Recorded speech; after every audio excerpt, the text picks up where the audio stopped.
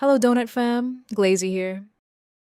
In today's video, I'd like to show you how D0 can read multi-events on Polymarket to run complex mathematical calculations around a core event in the real world, identifying high probability scenario combinations along with the corresponding risks and profit opportunities.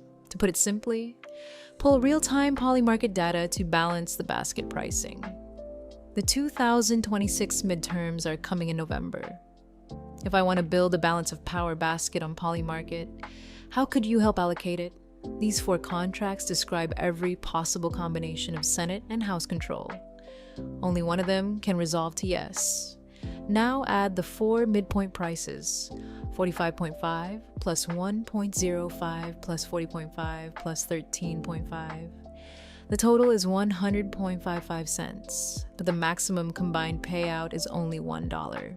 So even at midpoint prices, buying the complete set begins with 0.55 cents of structural friction before taking fees, spread, or slippage into consideration. At the displayed asks, the cost rises to 102.1 cents. The order book adds another warning. The 3 larger contracts each have a 1 cent spread, while the 1% tail contract has a tighter quoted spread, but far less practical weight. More importantly, every displayed order book imbalance is negative. That means allocation cannot be based on headline probability alone. You need to be aware of how much will it cost to enter and how easily can you exit. A more deliberate structure is a core position plus a small hedge.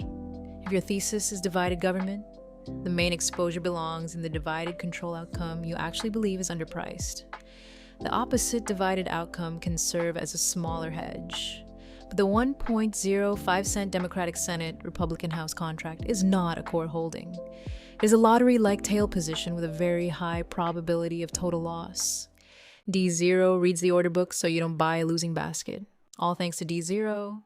If that sounds useful, follow us on X and YouTube for more tutorials, and try D0 at getdonut.ai. Donut.